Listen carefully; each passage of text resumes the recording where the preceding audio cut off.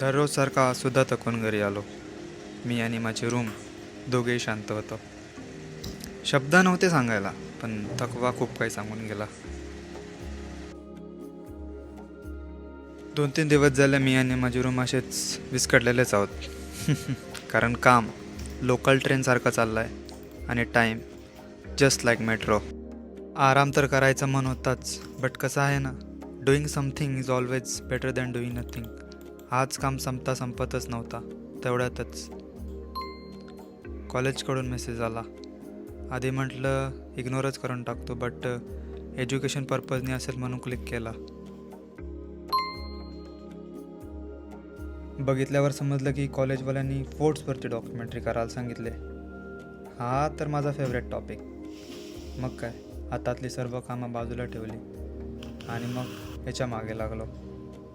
वही आणि पेन तर घेतला, बट सुचत नव्हतं काही. जणू काही बुद्धीचे दरवाजेच बंद झालेत. इतका रश डे गेला होता आज की कॉलेजच्या लेक्चरशिवाय दुसरा काय सुचतच नव्हता. शेवटी काय वेळाने माझ्या डोक्यातल्या एडिसनने बल्ब पेटवलाच.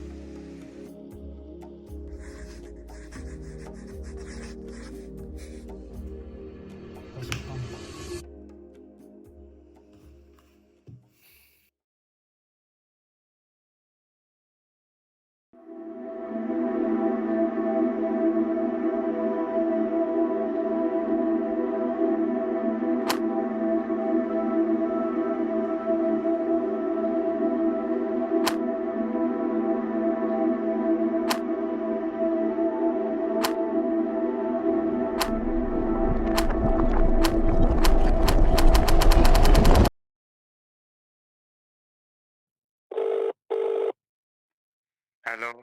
हा बोल. हॅलो भाई, उद्या फ्री आहे का? हो फ्री आहे. काय झालं बोल. अरे रायगडला जायचा प्लॅन होता. कधी? उद्या. अच्छा अच्छा, ठीक आहे ना, जाऊ ना. येतो मग मी उद्या सकाळी न्यायला. ठीक आहे ब्रो, बाय बाय. हा चल, बाय बाय बाय. हॅलो. हा बोल ना. अरे ये, मी खाली आलोय. किती वाजता येशील? अरे थांब थांब थांब, शूज घालता. अरे ये, आधीच लेट झाले आपल्याला. ये लवकर चल. हा.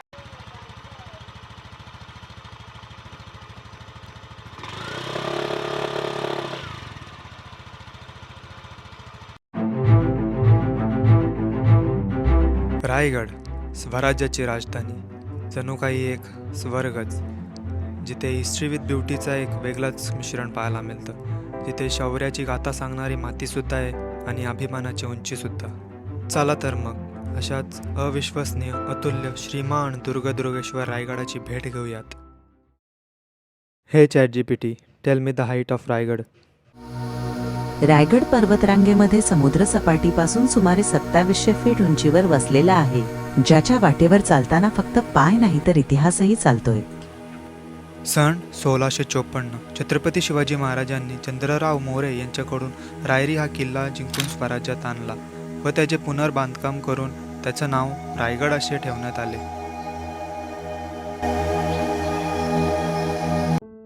रायगडावर जाण्याचे 2 मार्ग आहेत. एक म्हणजे मुख्य पायवाट, जिथे तुम्ही ट्रेकिंग थ्रू जाऊ शकता, आणि दुसरं म्हणजे रायगड रोपवे. आम्हाला उशीर झाला होता म्हणून आम्ही रोपवेने जायचं ठरवलं. हां, जी ट्रेकिंग एक्सपिरियन्सची वाईब आहे ती याच्यात नाही आहे, बट याच्यातसुद्धा एक वेगळंच एक्सपिरियन्स आहे. असा भ्रम होत होता की जसं जसं वर चालू आहे तसं तसं या पर्वतांपेक्षा उंच होत चाललं आहे. पण वर पोचल्यावर माझा हा सगळा भ्रम तुटून गेला. सन 1674 संपूर्ण भारतवर्षामध्ये मुघल साम्राज्याची दहशत पसरली होती. तेव्हा फक्त एक ज्योत प्रकाशित होती, ती म्हणजे छत्रपती शिवाजी महाराज, ज्यांनी शस्त्रांचा नाही तर बुद्धीचा वापर करून मुघलांना पराभव केला आणि हिंदवी स्वराज्याची स्थापना केली. आणि याच रायगडावर त्यांचा राज्याभिषेक करण्यात आला आणि मग महाराज झाले हिंदवी स्वराज्याचे पहिले छत्रपती. रायगडावरील श्रद्धास्थान म्हणजे श्री जगदेश्वर मंदिर. येथील स्थापित शिवलिंग तुम्हाला एक वेगळ्याच शक्तीची प्राप्ती करून देते. गडाचं कन्स्ट्रक्शन कोरीव दगडानं रचून बनवलेलं आहे. याचं वैशिष्ट्य असं आहे की बाहेरचं तापमान किती उष्ण असलं तरी आतलं तापमान ते नेहमी थंडच असतं. संपूर्ण गड व मंदिराचे पुनर्बांधकामीची जबाबदारी महाराजांनी हिरोजी इंदोलकर यांच्याकडे सोपवली. हिरोजी इंदोलकर हे छत्रपती शिवाजी महाराजांचे मुख्य बांधकाम प्रमुख होते. रायगड किल्ला पूर्ण झाल्यावर त्यांनी कोणताही मानधन न घेता केवळ मंदिराच्या पायरीवर आपले नाव कोरण्याची परवानगी महाराजांकडे मागितली. महाराजांनी सन्मानपूर्वक मंजुरी केली आणि आज इंदुलकरांचं नाव रायगडासहित अमर झाले. राजवाड्याच्या मागच्याच बाजूला आपल्याला 6 राणीवास बघायला मिळतात, ज्याची पुरेशी माहिती आपण स्क्रीनवरती पाहूच शकतो. माहितीनुसार असं कळून येतं की येथील 6 वास्तूंपैकी 4 वास्तू आतून जोडलेल्या आहेत.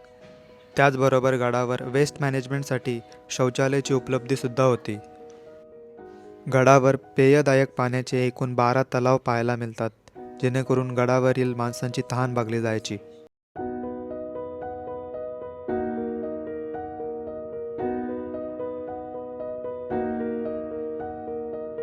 थोडी तहान तर मला सुद्धा लागली होती. थोडं वर जाताच पाय थकून जात होते. या पॉईंटवर असं वाटत होतं की 350 वर्षापूर्वी आपले मावळे कसं काय अस्त्र शस्त्र घेऊन वर जाऊन त्याच ताकदीने लढाई करायचे आणि इथे थोडं वर जाताच आपले पाय थकून जातात. तिकडे माझे पाय थकले होते आणि इथे माझा पेन. असो, कंटिन्यू. छत्रपती शिवाजी महाराजांनी रायगड राजधानी म्हणून निवडला कारण तो सुरक्षित होता, पण त्याहून महत्त्वाचं म्हणजे व्यापार. रायगड बाजारपेठ व्यापाराचा केंद्रीय बिंदू. त्या काळात रायगड परिसरात डोंगर उतारावर शेती केली जायची. धान्य, नाचणी, भात या सर्वांची साठवणी केली जायची. त्याचबरोबर स्थानिक माणसाला काम व राज्याला उत्पन्न होत होता, ज्याच्याने राज्याच्या आर्थिक स्थितीमध्ये वाढ होत होती. रायगडावरील सर्वात थरारक स्पॉट जिथे वाराही थांबतो तो म्हणजे टकमक टोक. आज आपण टकमक टोकाकडे फक्त एक टुरिस्ट पॉईंट म्हणून बघतो, पण त्या दगडांमध्ये अजूनही न्यायाची जलजल ऐकू येते. टकमक टोक फक्त एक कडा नाही, तो नियमाचा अंतिम शब्द होता.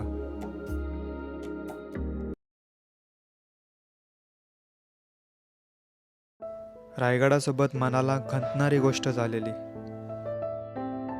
इतिहासाच्या वादळात स्वराज्याची राजधानी शांत झाली होती. 1818 अँग्लो मराठा वॉर, ज्यामध्ये रायगडाची बुलंदी तुटून गेली. मराठा हारले, पण रायगड सांगतो स्वातंत्र्याची कल्पना कधीच हारत नाही. ते असताना चंदन जेवढा झिजतो तेवढाच जास्त सुगंध दरवळतो.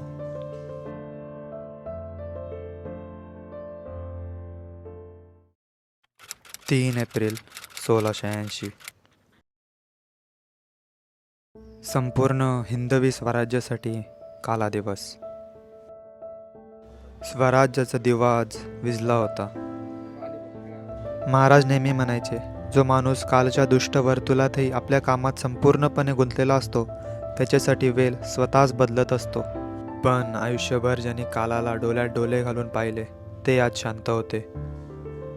महाराजांना स्वर्गवास झाला. जणू काही स्वराज्याचा श्वासच थांबला होता. त्यांच्या स्मरणार्थ छत्रपती संभाजी महाराजांद्वारा रायगडावर त्यांची समाधी बांधण्यात आली. खरा राजा तोच असतो जो आपल्या प्रजेच्या कल्याणाचा प्रथम विचार करतो. अशा या जाणतेच्या राजाला माझा मानाचा मुजरा.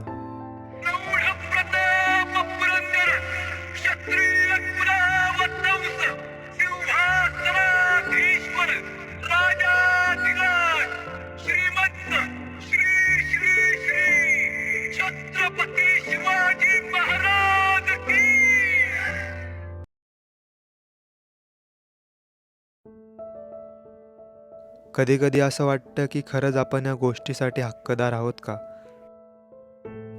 म्हणजे जे काही आपल्याला महाराजांनी दिलंय, जे काही आपल्यासाठी केलंय, त्याचे आपण पात्रत आहोत का? ही आझादी, हा आनंद, खरंच आपण याचे हक्कदार आहोत का? छत्रपती शिवाजी महाराज म्हणजे एक सुविचारांची न संपणारी नदीसारखे आहेत. फक्त आपल्याला आपल्या मनाच्या मडक्यामध्ये ते पाणी भरता आलं पाहिजे.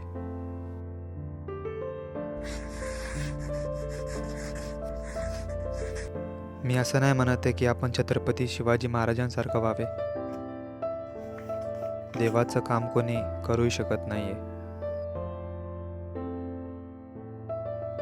पण जर त्यांचे विचार आपण आपल्या मनात घेतले तर नक्कीच आपण आपल्या देहाचे स्वराज्य निर्माण करू शकतो, पूर्वेश जेवायला ये. हा आलो.